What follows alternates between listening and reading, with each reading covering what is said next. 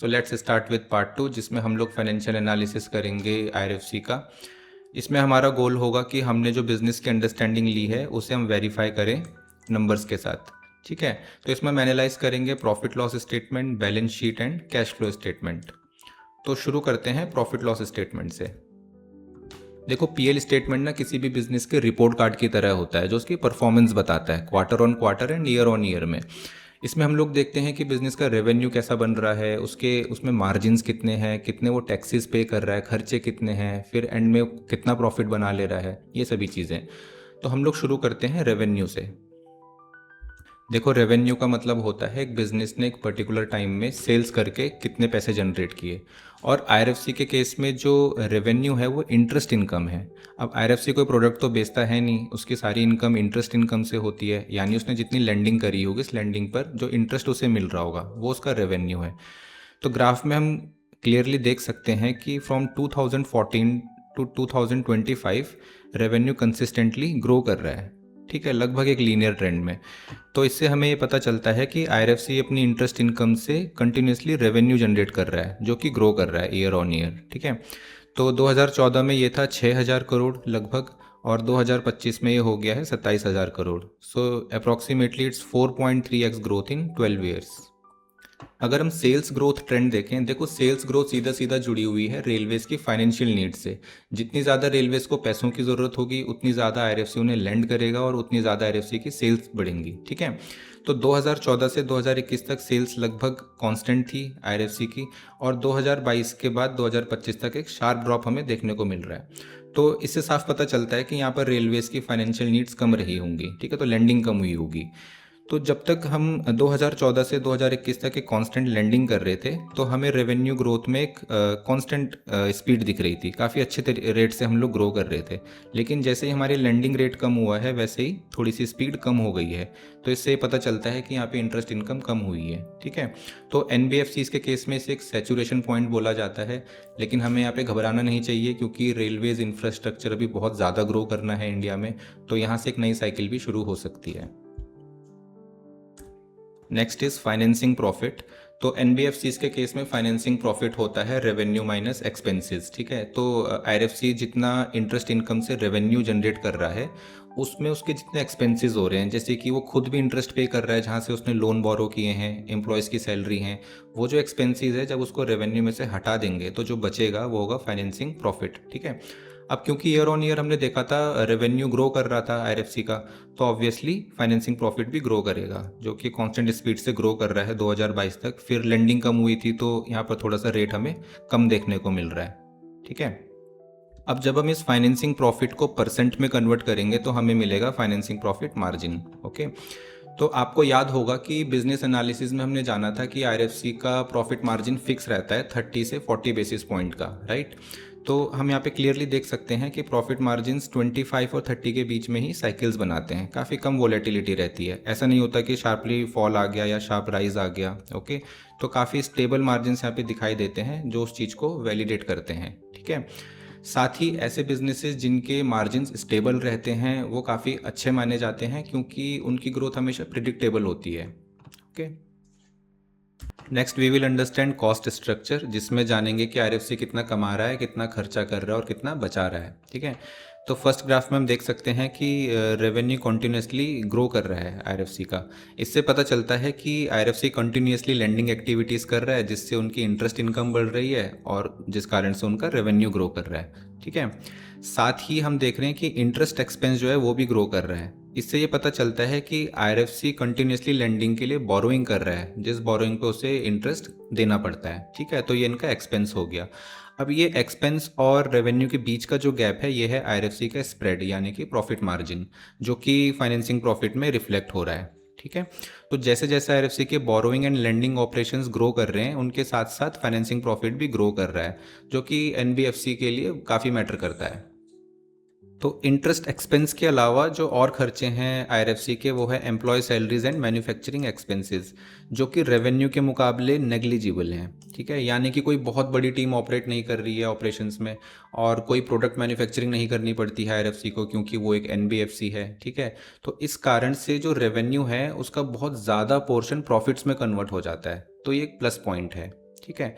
इसके अलावा जो अदर कॉस्ट्स है वो मैन्युफैक्चरिंग कॉस्ट और एम्प्लॉय कॉस्ट से थोड़ी बढ़ी हुई दिख रही है। तो इसका कारण रेगुलेटरी रीजंस हो सकता है या कोई एक्सपेंशंस हो सकते हैं, इसको हम बिजनेस मॉडल से रिलेट नहीं करेंगे। ठीक है।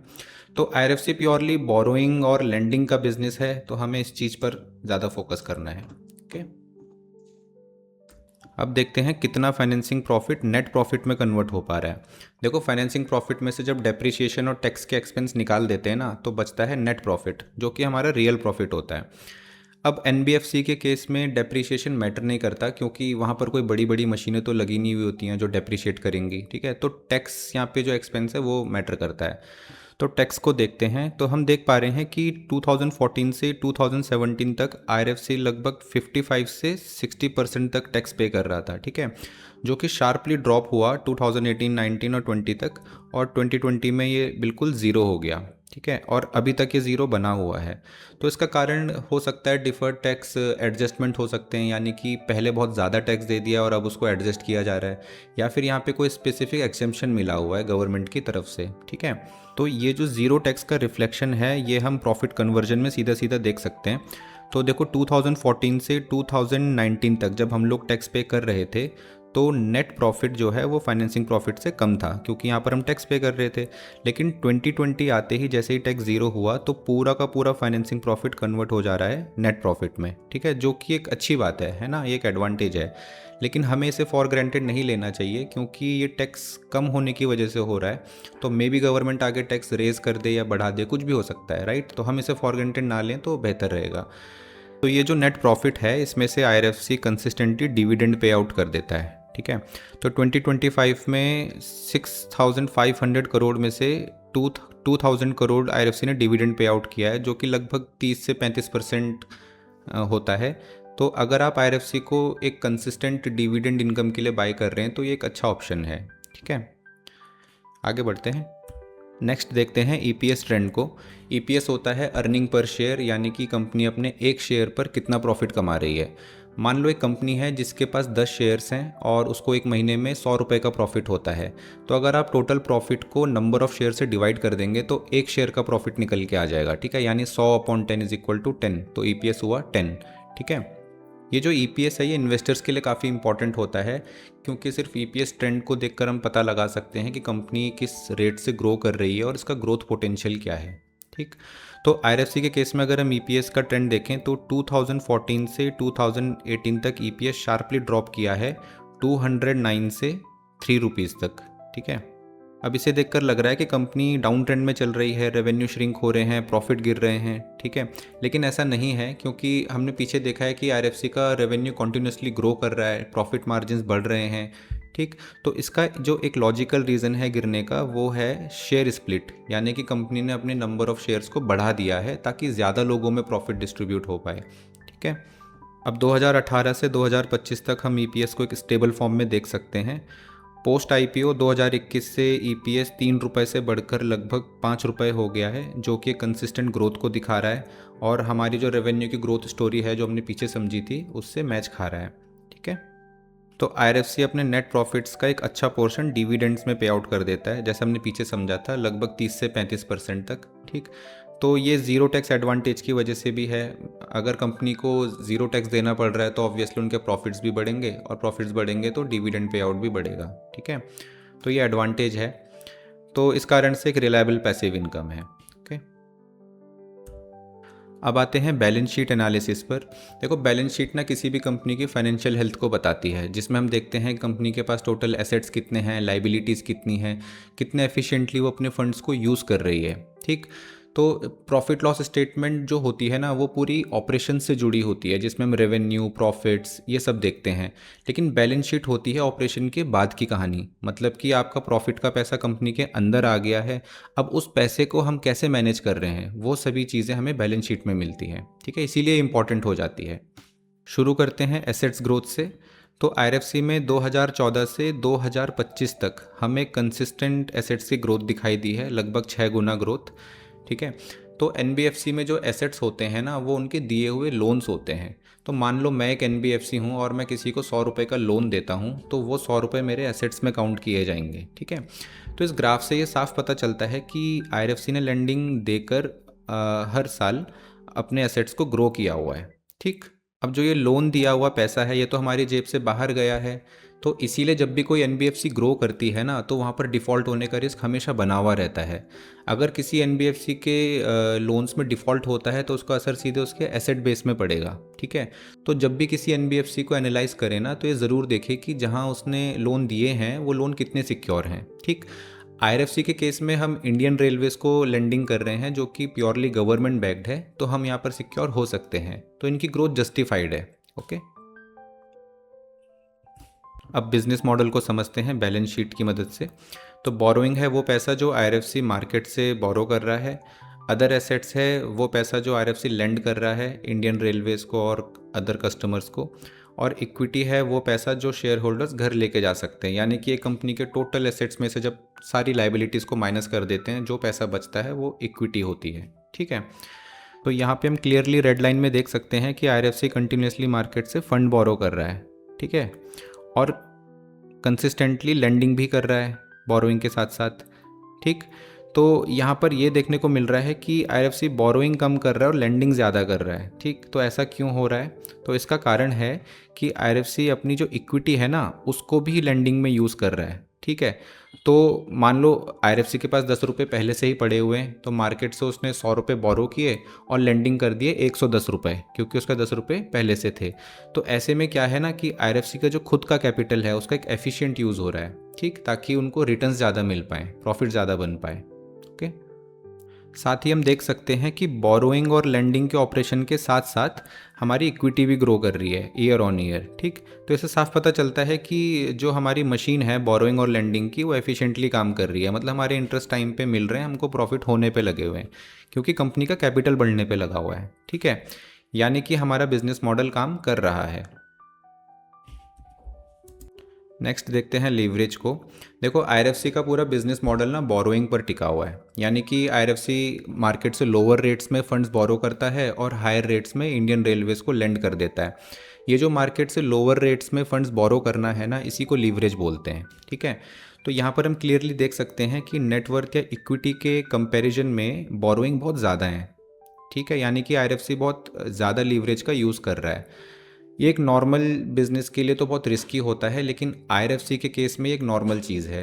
ठीक है, क्योंकि उनका बिजनेस नेचर ही ऐसा है। नेक्स्ट वी कैन सी कि बोरोइंग के साथ साथ नेटवर्थ या इक्विटी भी ग्रो कर रही है। ठीक है, तो जब भी ऐसा होता है एनबीएफसी में, तो उनकी मार्केट से बोरो करने की कैपेसिटी भी बढ़ जाती है। ठीक है, तो प्रॉफिट भी बढ़ने पे लगे हुए हैं, फिर वो और ज़्यादा बोरोइंग कर रहे हैं, फिर और प्रॉफिट बढ़ रहे हैं, तो एक लूप टाइप का बन जाता है। ठीक है, next is debt to equity ratio, मतलब कि कंपनी ने अपनी इक्विटी के हिसाब से कितना ज़्यादा डेट ले रखा है, इस रेशियो से वो पता चल जाता है। ठीक है, तो आईआरएफसी में तो बहुत ज़्यादा है ये, क्योंकि पूरा बोरोइंग पर चल रहा है, इक्विटी के मुकाबले बहुत ज़्यादा बोरोइंग है। ठीक, तो ये लगभग 7 से 8 तक है ये रेशियो आईआरएफसी के केस में। देखो, नॉन एनबीएफसी के केस में ये रेशियो बहुत ज़्यादा है, बहुत ज़्यादा रिस्की है। ठीक है, मतलब कि कंपनी ने बहुत ज़्यादा डेट ले रखा है, जबकि उनकी नेटवर्थ उतनी है नहीं। तो अगर कोई बुरा वक्त आता है तो वो डेट को क्या पता ना चुका पाएँ और कंपनी बिल्कुल से ख़त्म हो जाए। ठीक, लेकिन क्योंकि आईआरएफसी गवर्नमेंट बैक्ड है, तो यहाँ पर और एनबीएफसी भी है, तो उनके नेचर के कारण यहाँ पर 7 से 8 का रेशियो हम नॉर्मल बोल सकते हैं। ठीक है, अगला है एसेट क्वालिटी। देखो, एनबीएफसीज के केस में ना एसेट क्वालिटी मेजर करना इंपॉर्टेंट होता है, क्योंकि एनबीएफसी के लिए एसेट होते हैं उसके दिए हुए लोन्स। तो अगर उन लोन्स के इंटरेस्ट और प्रिंसिपल अमाउंट हमें वापस मिल जा रहा है टाइम पे, तब तो बहुत अच्छी बात है। अगर नहीं मिल पा रहा है, थोड़ा लैग आ रहा है, तो प्रॉब्लमेटिक होता है। ठीक है, वो हमें पता चलता है ट्रेड रिसीवेबल से। ठीक, तो 2014 से 20 तक हमारा ट्रेड रिसीवेबल ज़ीरो है। ठीक, यानी कि सब कुछ टाइम पे हो रहा है। इंडियन रेलवेज टाइम पे आईआरएफसी को इंटरेस्ट और प्रिंसिपल चुका दे रही है। 20 से लेकर 24 तक हमें थोड़ा सा ग्लिच देखने को मिल रहा है, मैं इसे अकाउंटिंग एडजस्टमेंट कहूँगा। ठीक है, क्योंकि ये वापस 2025 में ज़ीरो हो गया है। ठीक है, तो अगर कोई रिटेल एनबीएफसी होता जैसे बजाज फाइनेंस, तो वहाँ पे बहुत सारे कस्टमर्स हैं, तो वहाँ पे ट्रेड रिसीवेबल्स आप देखेंगे तो बढ़े हुए दिखेंगे, क्योंकि वहाँ पे लोग देर से इंटरेस्ट दे रहे हैं, कहीं पे डिफ़ॉल्ट हो जा रहा है, वो सब चीज़ें।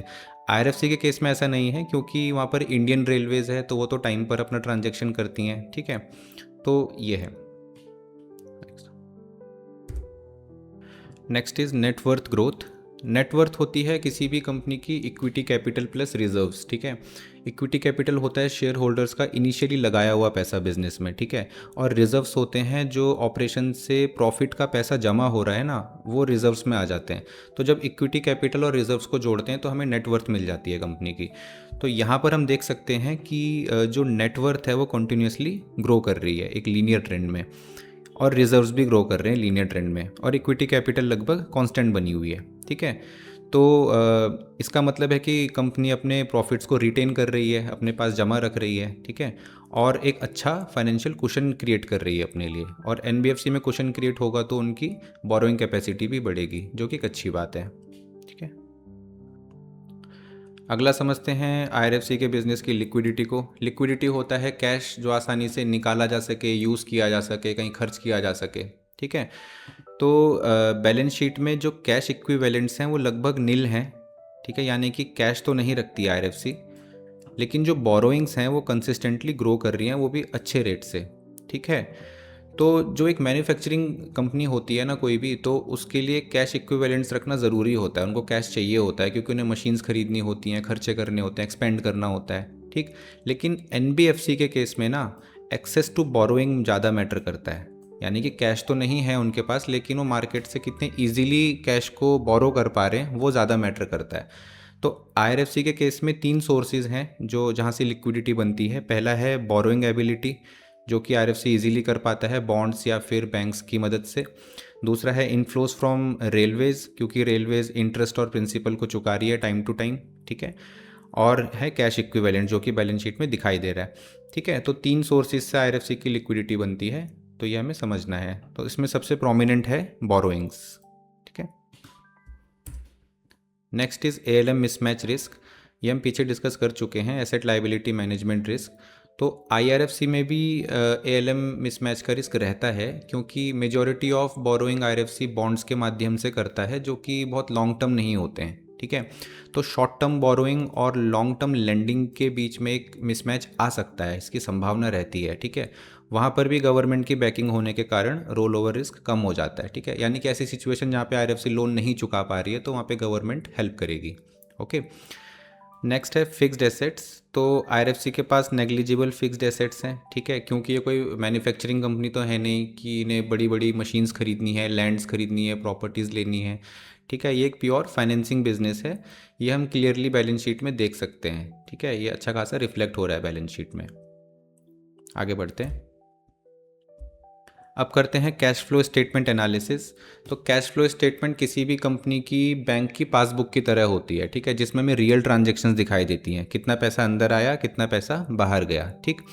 पीएल स्टेटमेंट और बैलेंस शीट ये काम ठीक से नहीं कर पाती हैं, तो रियल ट्रांजैक्शन अगर हमें समझनी है तो कैश फ्लो स्टेटमेंट इंपॉर्टेंट हो जाती है, ठीक है। तो एक बिजनेस की जितनी भी ट्रांजैक्शंस होती हैं ना, वो 3 कैटेगरीज में डिवाइड की जाती हैं कैश फ्लो स्टेटमेंट में, ठीक है। पहला होता है ऑपरेटिंग कैश फ्लो, फिर investing cash flow and then financing cash flow. Operating cash flow में बिजनेस के ऑपरेशन से जुड़ी जितनी भी ट्रांजैक्शंस होती हैं वो सभी आती हैं, जैसे कुछ सामान खरीदना, कुछ बेचना, ठीक, बीच में जो पैसा बना, उन सब की जो ट्रांजैक्शंस हैं वो ऑपरेशंस के कैश फ्लो में रिकॉर्ड की जाती हैं।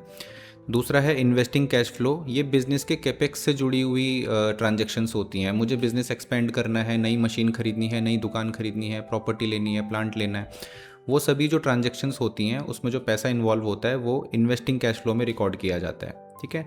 लास्ट होता है फाइनेंशिंग कैश फ्लो। इसमें बिजनेस की फाइनेंशियल एक्टिविटीज़ को रिकॉर्ड किया जाता है, जैसे नए शेयर्स इशू करना, डेट लेना, डेट को वापस चुकाना, बॉन्ड्स को इशू करना, या फिर डिविडेंड्स पे आउट करना, वो सभी जो एक्टिविटीज़ होती है फाइनेंसिंग की वो इसमें रिकॉर्ड की जाती हैं।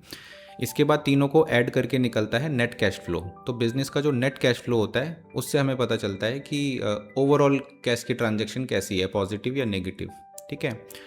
अगर हम आईआरएफसी के केस में देखें तो operating cash flow through out negative बना हुआ है, जो कि किसी भी बिजनेस के लिए अच्छी बात नहीं होती, मतलब कि वो अपने ऑपरेशंस में लॉस में है, ठीक है ना। लेकिन आईआरएफसी के केस में ये एक रेड फ्लैग नहीं है, इसे हम आगे समझेंगे। इसके बाद investing cash flow near to zero positive बना हुआ है थोड़ा सा। तो मतलब कि आईआरएफसी अपने एक्सपेंशन पर या अपने बिजनेस पर इन्वेस्ट नहीं कर रहा है या बहुत कम कर रहा है, ठीक है ना।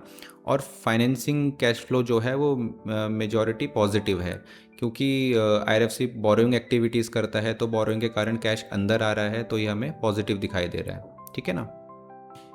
सबसे पहले देखते हैं ऑपरेटिंग कैश फ्लो को, जो कि कॉन्टिन्यूसली नेगेटिव बना है 2021 तक, उसके बाद फिर पॉजिटिव की तरफ बढ़ रहा है और 24-25 में स्लाइटली पॉजिटिव हो गया है। ठीक है, तो नेगेटिव होने का कारण है क्योंकि आईआरएफसी लेंडिंग एक्टिविटीज़ कर रहा है, तो लेंडिंग के कारण कैश फ्लो बाहर को जा रहा है। ठीक है, तो वो जो बाहर को जा रहा है वो हमें यहाँ पे नेगेटिव में दिखाई दे रहा है। ठीक, तो ये जो शार्पली ड्रॉप है एनबीएफसी के केस में, अगर ड्रॉप बढ़ता जा रहा है तो उसका मतलब होता है वो ग्रोथ फेज़ में है, यानी कि वो लेंडिंग एक्टिविटीज़ बढ़ाने पे लगा हुआ है। ठीक, तो in case of NBFC it signals growth. ठीक, और 21 के बाद जो रिकवरी दिखाई दे रही है उसका मतलब है कि लेंडिंग एक्टिविटीज़ कम हुई होंगी, प्लस जो पुराने लेंडिंग हुई है उसके कारण जो हमें प्रॉफिट्स मिल रहे होंगे इंटरेस्ट के रूप में, वो भी हमारे कैश फ्लो को पॉजिटिव कर रहा होगा। ठीक है, तो ओवरऑल हम 24-25 तक पॉजिटिव हो गए हैं।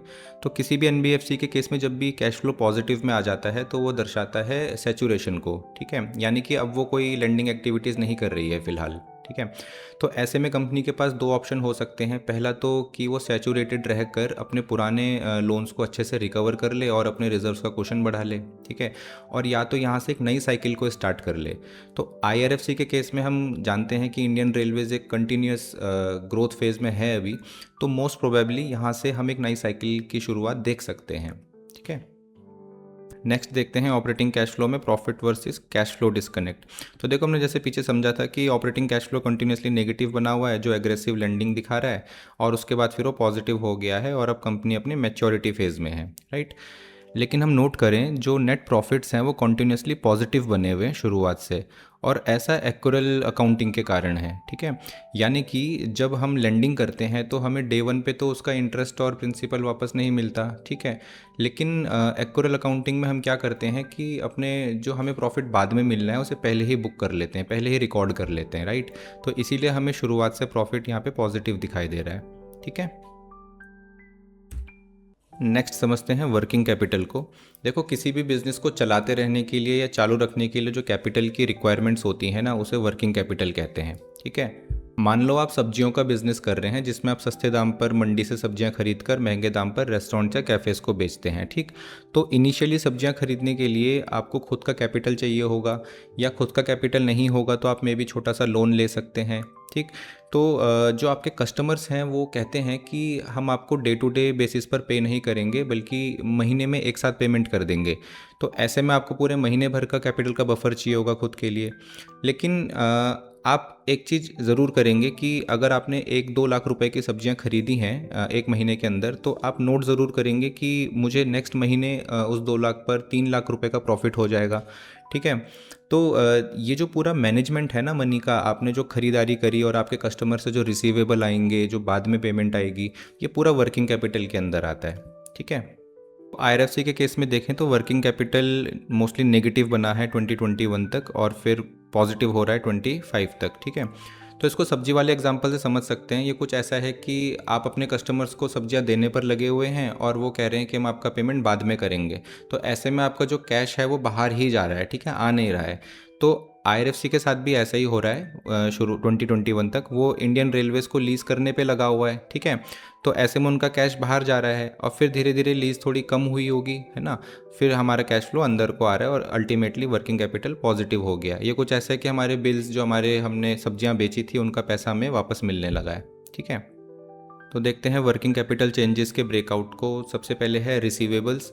तो रिसीवेबल वो पैसा है जो आईआरएफसी को रिकवर करना है इंडियन रेलवेज से। तो आईआरएफसी ने इंडियन रेलवेज को जो एसेट्स खरीद कर लीज पर दिए हुए हैं, वो पैसे तो आईआरएफसी के जेब से गए हैं, तो इसीलिए रिसीवेबल्स क्या है, नेगेटिव है। ठीक है, लेकिन ये थोड़ा ऊपर या नीचे हमें दिखाई दे रहा है होता हुआ, यानी कि रिसीव कर भी रहे हैं और फिर हम उनको लीज पर दे भी रहे हैं, तो ये रिसीव हो भी रहा है और फिर बढ़ भी रहा है। ठीक है, सेकंड है लोन्स एडवांसेस। ये आईआरएफसी के मेन बिजनेस से हटकर जो छोटे मोटे लोन्स अपनी नीड के हिसाब से आईआरएफसी ने किसी और कंपनीज को या कहीं दिए होंगे, ये सब उसमें काउंट होते हैं, जो कि मोस्टली ज़ीरो बना हुआ है, तो इसे हम ज़्यादा काउंट नहीं करेंगे वर्किंग कैपिटल में। ठीक है, लास्ट है अदर वर्किंग कैपिटल आइटम्स। तो ये है मेन खरीदारी जो आईआरएफसी इंडियन रेलवेज के लिए कर रहा है। ठीक है, तो 2021 में ये पीक पर थी -76,000 करोड़। ठीक है, क्योंकि पैसा बाहर गया तो इसलिए नेगेटिव में दिख रहा है। तो यहाँ पर पिक्चर को समझो। देखो, 2021 में अदर वर्किंग कैपिटल आइटम है -76,000 करोड़, जिससे पता चलता है इंडियन रेलवेज ने अपने कैपेक्स को बहुत एग्रेसिवली बढ़ाया, जिसमें आईआरएफसी ने फ्रेश फंडिंग करी। ठीक है। और रिसीवेबल्स हैं लगभग -17,000 करोड़, यानी कि इतने रुपए की आईआरएफसी ने इंडियन रेलवेज को कोचेज, वैगन्स और इंजन्स खरीद कर दिए हैं। ठीक है। देखो अभी इसमें बहुत सी डिटेल्स मिसिंग हैं, क्योंकि उतना कवर करेंगे तो इसमें बहुत टाइम लग जाएगा। तो अगर आप चैनल से जुड़े हुए रहेंगे तो उसमें हम अलग अलग प्लेलिस्ट्स में balance sheet, profit loss statement और कैश फ्लो स्टेटमेंट को एनालाइज करना सीखेंगे। ठीक है। नेक्स्ट है इन्वेस्टिंग कैश फ्लो। देखो IRFC balance sheet driven business model है, कैपेक्स ड्रिवन नहीं।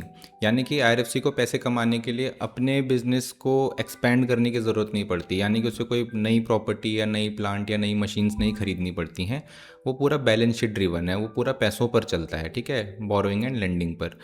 तो ये 2 करोड़ से 8 करोड़ के बीच में रेंज बना रहा है हमारा इन्वेस्टिंग कैश फ्लो। तो लगभग ये नेग्लिजिबल है अगर आप इसे कंपेयर करें ऑपरेटिंग कैश फ्लो से। ठीक है ना, तो इस पर हम ज़्यादा ध्यान नहीं देंगे। अब देखते हैं फाइनेंसिंग कैश फ्लो को। तो आईआरएफसी देखो बोरोड मनी पर चलता है। ठीक, मार्केट से मनी बोरो करता है और एसेट्स खरीद कर रेलवेज को लीज पर दे देता है। ठीक है। तो हम क्लियरली देख सकते हैं कि 2016 से 2021 तक कॉन्टिन्यूसली बोरिंग एक्टिविटी की गई है। ठीक, और 2021 के बाद से बोरोइंग कम हो गई है 2025 तक। तो ये अपने मैच्योरिटी फेज में आ गई है, जैसा हमने पीछे समझा था। ठीक है।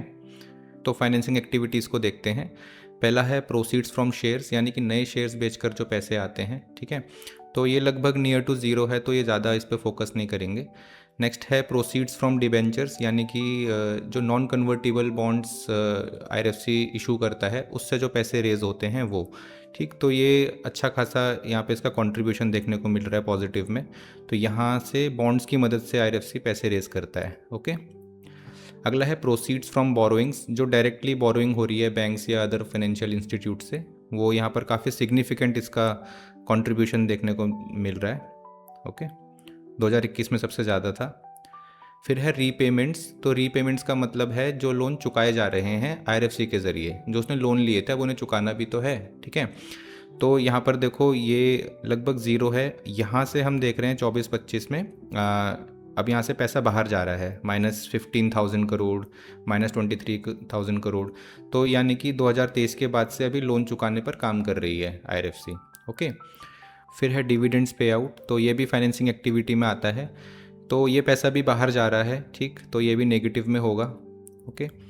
सो ओवरऑल जो मेन सोर्स है बोरोइंग के, वो एक तो डायरेक्टली बैंक्स और फाइनेंशियल इंस्टीट्यूट्स हैं जहाँ से आईआरएफसी बोरो कर रहा है। ठीक है। दूसरा जो मेजर सोर्स है वो है डिबेंचर्स, यानी कि बॉन्ड्स जो इशू किए जा रहे हैं। ठीक है। फिर हम देख रहे हैं कि मैच्योरिटी फेज़ में 2024 से 25 में रीपेमेंट शुरू हो गई है, यानी कि लोन्स को चुकाया जा रहा है। ठीक है। अब देखते हैं फंडिंग वर्सेस लेंडिंग मैच को। तो एक एनबीएफसी में हम फंडिंग और लेंडिंग के मैच को देखकर पता लगा सकते हैं कि वो कौन से फेज़ में चल रही है। ये हम पीछे भी कर चुके हैं, लेकिन यहाँ पर एक और बार वैलिडेट हो जाएगा।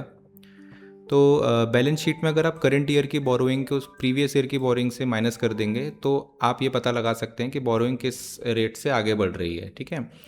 तो हम ग्राफ में क्लियरली देख सकते हैं कि 2016 से 2021 तक जो बोरोइंग एक्टिविटी है वो एग्रेसिवली बढ़ी है। ठीक है।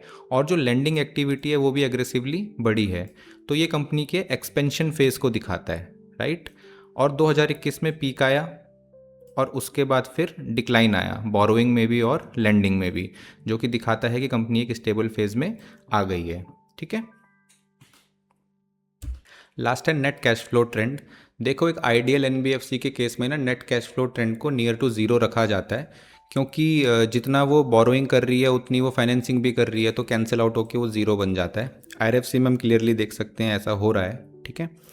अब जब हम एक शार्प प्राइस देखेंगे एनबीएफसी के केस में, तो उसका मतलब होता है कि डिप्लॉयमेंट स्लो हो गया है, यानी कि लेंडिंग एक्टिविटीज़ कम हो गई हैं और कंपनी अपने स्टेबल फेज़ में आ गई है। ठीक है ना। तो इसका मतलब हाई प्रॉफिट्स नहीं होता। एक नॉन एनबीएफसी में अगर ऐसा होता कि उसका जो नेट कैश फ्लो है वो बहुत पॉजिटिव होता जा रहा है, तो वहाँ पर हम कह सकते हैं कि प्रॉफिट्स बढ़ रहे हैं। लेकिन एनबीएफसी में ऐसा नहीं होता। एनबीएफसी में राइज इसलिए करते हैं क्योंकि लेंडिंग एक्टिविटी कम हो गई है, जिसकी वजह से कैश कम बाहर जा रहा है। ठीक है। तो हमने आईआरएफसी की तीनों फाइनेंशियल स्टेटमेंट्स का एनालिसिस किया। जिसमें प्रॉफिट लॉस स्टेटमेंट में हमने देखा कि कंपनी कंसिस्टेंटली प्रॉफिट बना रही है, कंपनी के जो मार्जिन्स हैं वो स्टेबल बने रहते हैं थ्रू आउट, ठीक है, जो कि एक अच्छी बात है। बैलेंस शीट में हमने देखा कि कंपनी के रिजर्व्स कंसिस्टेंटली बढ़ने पे लगे हुए हैं, बहुत ज़्यादा नहीं है, लेकिन एनबीएफसी के केस में अगर रिजर्व्स कंसिस्टेंटली बढ़ रहे हैं तो एक अच्छा सिंबल है, ठीक है। दूसरा हमने पाया कि आईआरएफसी अपने कोर बिजनेस पर डेडिकेटेड है, ठीक है, वो कोई और दूसरा काम नहीं कर रही है, वो रेलवे इंफ्रास्ट्रक्चर में ही लेंडिंग और लीजिंग का काम करती है, ठीक है। कैश फ्लो स्टेटमेंट में हमने देखा पैसों के आदान प्रदान में कोई प्रॉब्लम नहीं है, कोई फाइनेंशियल इंजीनियरिंग हमें नहीं देखने को मिली। दूसरी हमें इंपॉर्टेंट चीज़ पता चली कि कंपनी अपनी ग्रोथ वाले फेज़ से अब एक स्टेबिलिटी वाले फेज़ में आ गई है, जहां पर वो अपने लोन्स का रीपेमेंट कर रही है, ठीक है। तो फाइनली हमारी जो थियोरेटिकल बिजनेस की अंडरस्टैंडिंग थी आईआरएफसी को लेकर, वो हमने वैलिडेट करी नंबर्स के साथ, ठीक है, जो कि हमारा गोल था।